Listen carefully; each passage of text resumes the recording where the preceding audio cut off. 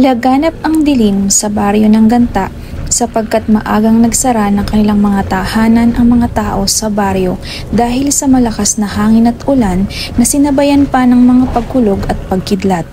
Samantala, sa loob ng isang kubo ay naroon si Lola Minda at mataman na nakikiramdam sa kapaligiran. Si Lola Minda ay isang bihasa at magaling na albularya. Malungkot at mag-isa sa buhay ang matanda at tanging ang kanyang aso na si Mucho ang kanyang naging kasamahin sa araw-araw. Malalim ang iniisip ni Lola Minda nang biglang may malalakas na katok sa pintuan ng kanyang munting bahay. Tuloy ka, Eneng. Pasensya na po kayo. Ako si Sonia. Ito si Morris, ang baby ko.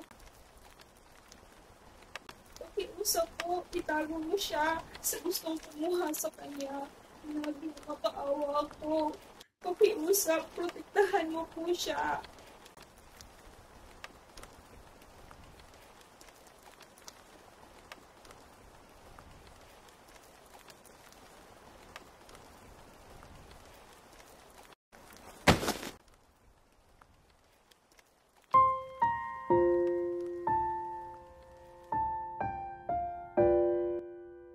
Napaka-cute mong bata.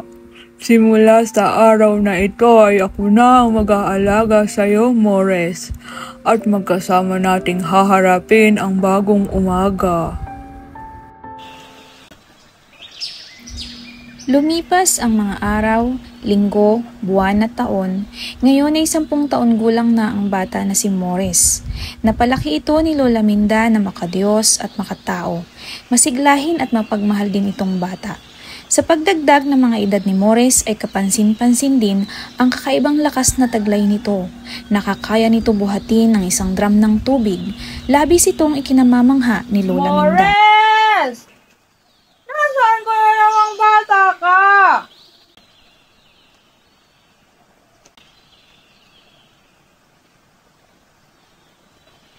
Ay, disking bata ka. Saan mo yan nahuli? Mas malaki po yan sa'yo ah. Hehe, siyempre po Lola, sa gubat. Ay, disking bata ka. Oo, alam kong sa gubat. Pero paano mo yan nahuli? Napakalaki niyan eh. Hehehe, hinabol ko lang po to Lola, tapos binalian ko ng buto sa paa niya nung naabutan ko para hindi na siya makatakbo pa. Ayos po ito Lola. Matagal-tagal din po natin tong kakainin. Pwede din po natin bigyan yung mga kabaryo natin. O siya, sige. Maglinis ka na ng katawan mo at maya-maya lang ay kakain na tayo ng hapunan. Opo Lola.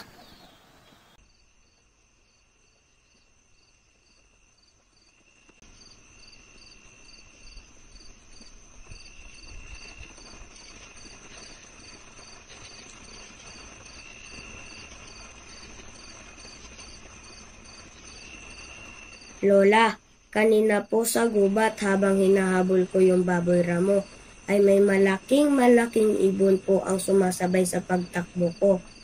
Sa palagay ko ay hindi po siya ordinaryong ibon dahil sadyang napakalaki po niya kumpara sa isang normal na ibon. Morris, ako, simula ngayon, lahat ng nakikita mo na hindi normal para sa'yo ay sasabihin mo sa akin. At kung makita mo ulit ang ibon na iyon, tumakbo ka ng mabilis pauwi dito sa bahay. Huwag na huwag kang sasama sa sino man na kahit na ano pa ang sabihin nila sa'yo. Lalong huwag kang tatanggap ng kahit anong pagkain, apo, o bagay mula sa hindi mo kilalang tao. Simula ngayon ay ihahatid sundo na kita sa school mo, ha, apo? O sige po Lola, tatandaan ko po ang mga sinabi mo.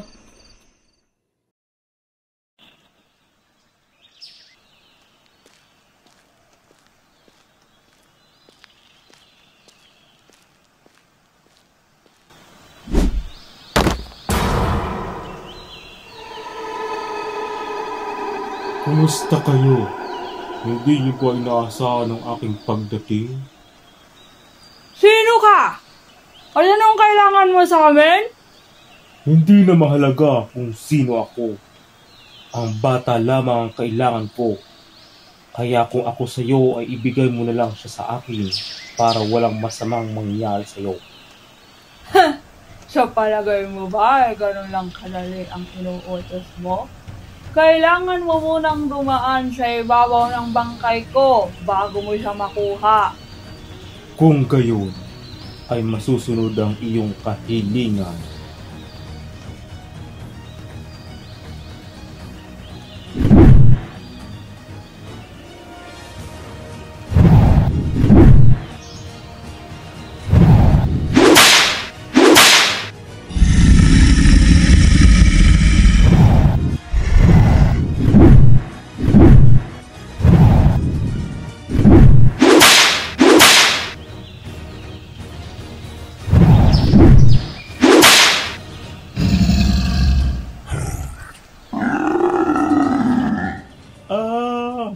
Tama na! Maawa ka! Napagutusan lang ako. Maawa ka! Huwag mo kong patayin! Sino? Sino ang nagutos sa'yo? Si Lazaro ang ama ng batang iyan. Ang aming hari. Hindi kita papatayin. Pero gusto kong sabihin mo sa hari mo na wala siyang anak dito. Natapos na ang pagiging ama niya. Nang gabi napunta sa kamay ko, ang sanggol na ngayon ay 10 taong gulang na. At hindi niya makukuha sa akin ang anak ko. Dahil magkakamatayan muna kaming dalawa bago mangyari yon. Oo, masusunod. Sasabihin ko sa kanya.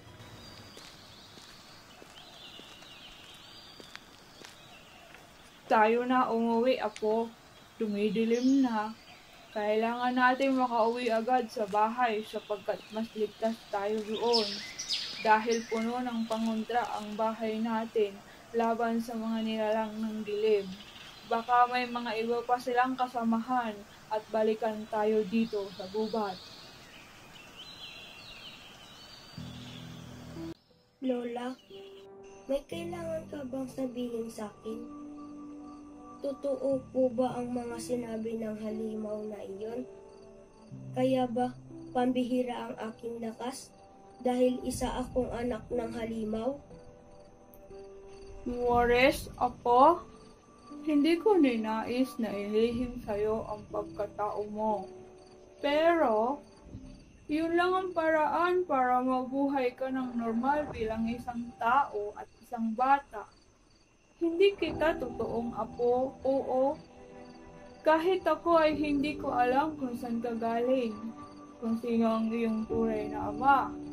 Bigla na lang kayong dumating isang gabi dito sa bahay ko.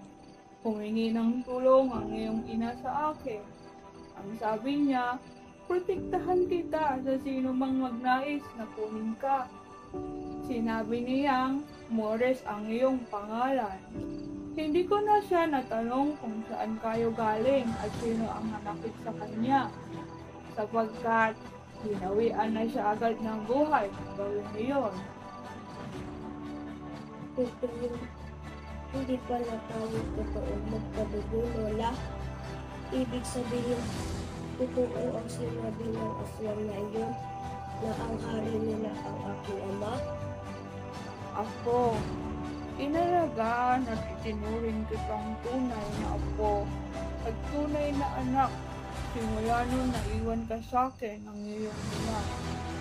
Magmula noon, napunta ka sa akin, ay sa'yo na lang umikot ang mundo ko, apo. Ikaw na lang ang meron ako. Mahal na mahal kita, apo.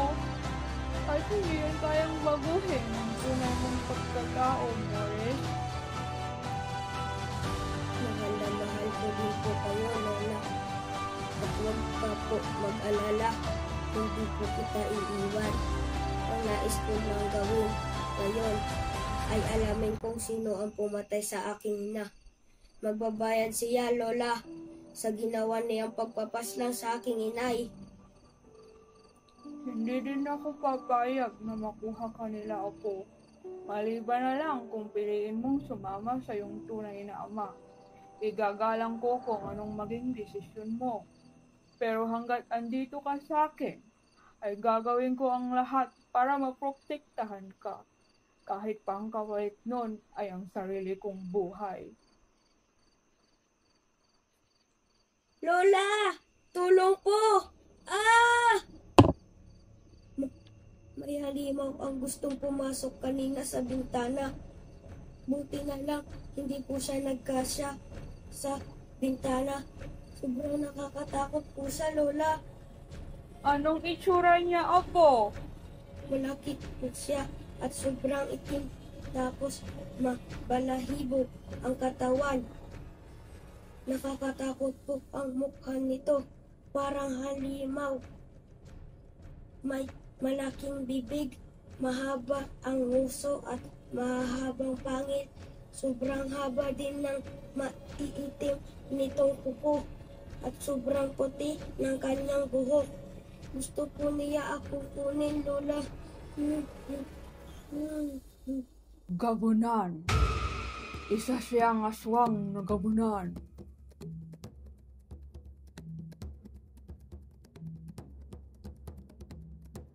Magpakita ka! Hindi mo makukuha ang apo ko! Lumabas ka sa pinagtataguan mo! Huwag kang luwag!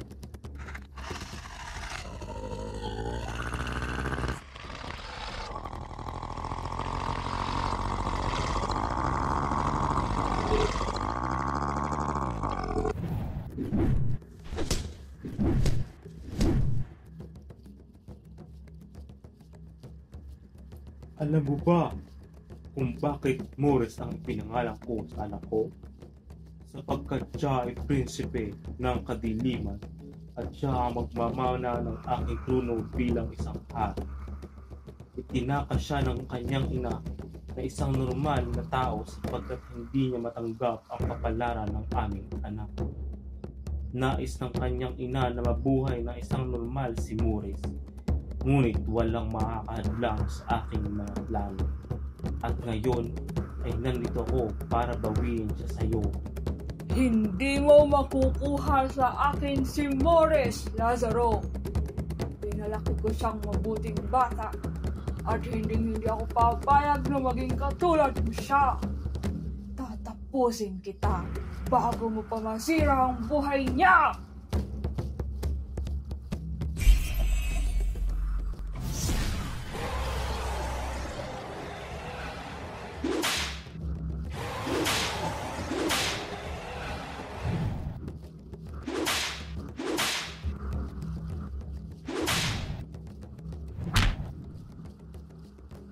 Hindi mo ako mapapatumba sa mga simpleng atake mo lang, halimaw! Ganun ba? Naaamoy ko ang takot sa buo mong pagkatao.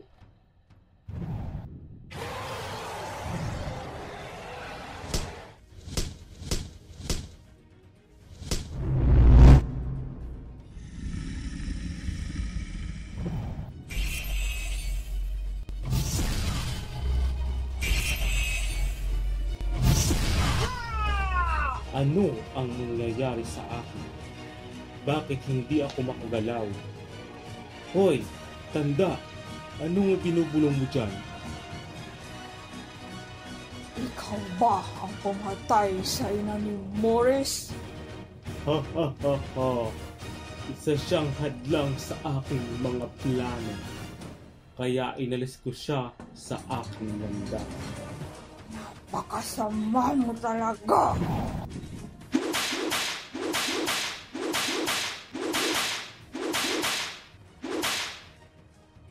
Lola!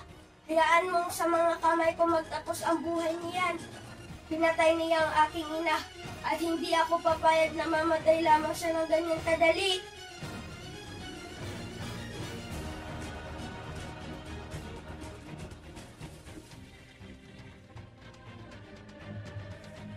Alasin mo ang orasyon na nakagapos sa aming Panginoon, tanda. at pakakawalaan namin ang batang ito. Hindi namin siya kukunin kung hahayaan mo makalaya ang aming Panginoon.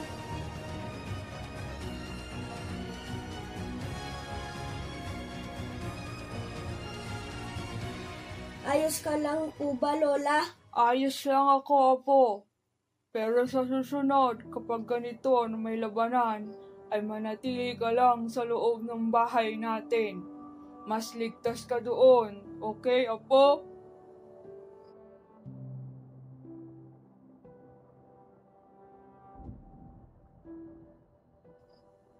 Lola, pasensya ka na po kung naging hadlang ako sa pagtapos sa ama kong halimaw.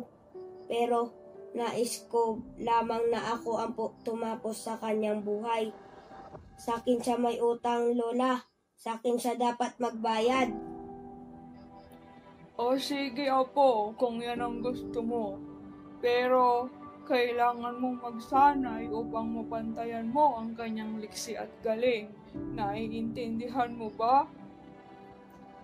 Sige po, Lola. Magsasanay po ako. Pero gusto ko po, Lola, ikaw ang magsanay sa akin. Magsasanay ka sa mga susunod na araw, Apo. At bago magkabilugan ng buwan, ay papasahan kita ng mga kaalaman ko, Apo, bilang isang albularya. Ipapasa ko din sa'yo ang isa kong anting-anting upang sa ganon ay maging ganap kang mandirigma at maging ganap kang malakas. Ngunit hihilingin ko sa'yo, Apo, na sana anuman ang mga matutunan mo sa akin ay gamitin mo ito sa kabutihan. Opo, Lola. Huwag ka po mag-alala. Tatandaan ko po ang mga sinabi mo. Nangangamba si Lola Nunda para sa kaligtasan ng kanyang apo sapagkat alam niyang magbabalik ang gabunan na higit na malakas kaysa dati para bawiin ang anak nito na si Morris. Ano ang mangyayari sa mga susunod na kabanata ng kwentong ito? Matalo kaya ni Morris ang gabunan nitong ama? Anong landas kaya ang pipiliin ni Morris? Ang landas kaya ng kabutihan? O ang buhay at kapalaran ng pagiging isang gabunan?